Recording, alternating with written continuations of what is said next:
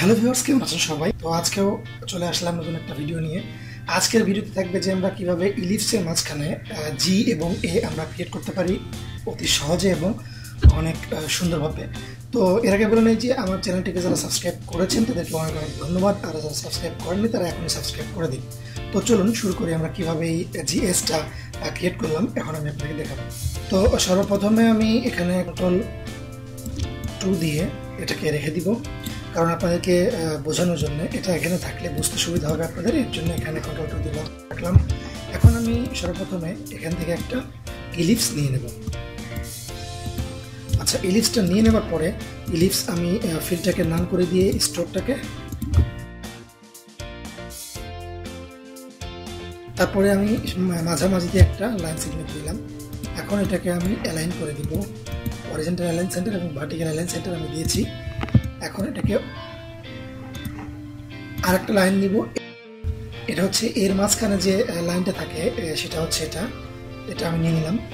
এখন জি এর মাঝখানে যে লাইনটা এটা এইভাবে নিয়ে নিলাম। নিয়ে নেবার পরে এটাকে আমরা আবার অ্যালাইন করি, তারপরে অবজেক্ট এক্সপ্যান্ড। ওকে, তো এখন এই পাশটা একটু কাটতে হবে, মানে ফাঁকা করতে হবে, এবং এই পাশটা এবং এখানে। তো এর জন্য আমরা এটাকে একটু কপি করে এখানে দিয়ে দিলাম, এটা কপি করে এখানে এইভাবে দিয়ে দিলাম, আর এইটাকে কপি করে এখানে এইভাবে দিয়ে দিলাম। দিয়ে দেওয়ার পর অল সিলেক্ট করলাম, ডিভাইড আনগ্রুপ, তারপরে এই সবগুলোকে, তারপরে এখন আমরা যে অংশগুলো প্রয়োজন সেগুলো রেখে দিব, আর যেগুলো প্রয়োজন নেই এগুলো ফেলে দিব।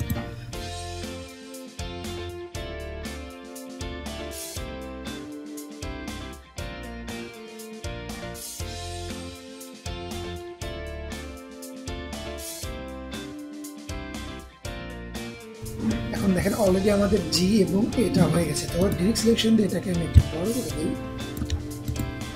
এখন ভিতরে যে দাগগুলো আছে এগুলো রিমুভ করার জন্য ম্যাজিক টুল দিয়ে আমি এই যে এখানে এইভাবে, তারপরে কি করব, এটাকে অল ধরে ইউনিট দিয়ে দিলাম।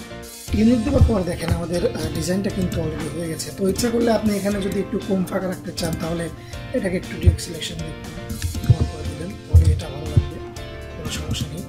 তারপরে এটাকে আমি এখন কোম্পানির নাম লিখে দিই। আমি কোম্পানির নাম লিখলাম না,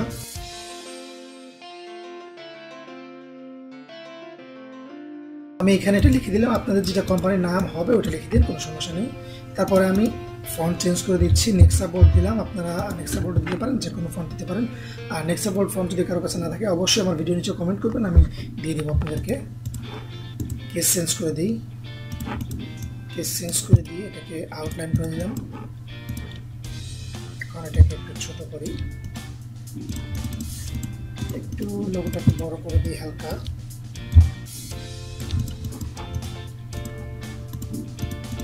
আচ্ছা, এখন আপনি এটাকে ধরে কালার দিয়ে দেন। আমি এইভাবে কালার দিয়ে দিলাম। কালারটা দিয়ে দেওয়ার পরে অনেকেই বলতে পারেন যে এখানে তো এটা তো 3Dর মতো আছে, তো এটা কিভাবে করলেন? তো এটা আমি দেখাই, এটা হচ্ছে 3D না, এটা আমি শ্যাডো দিয়ে 3Dর মতো করেছি। তো আপনি ইফেক্টে যাবেন, ইফেক্টে যাওয়ার পরে এই অপশনটাতে গেলে এই যে ড্রপ শ্যাডো, এখানে গিয়ে আপনি এই যে আমি অপাসিটি 75 দিয়েছি, 7, 7 এবং 5 আপনি দিয়ে দিতে পারেন, বা কম বেশি বাড়িয়ে নিন, বাড়াতে কমাতে পারেন, কোনো সমস্যা নেই। প্রিভিউ, ওকে।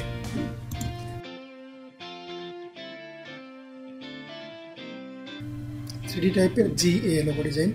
তো এইভাবে কিন্তু আপনি এখানে জি এর পরিবর্তে অন্য কোনো এটা বানাতে পারেন, এর পরিবর্তে অন্য কিছু করতে পারেন, অর্থাৎ CDAP আপনি এখানে যে কোনো কিছু এইভাবে সুন্দরভাবে ক্রিয়েট করতে পারেন।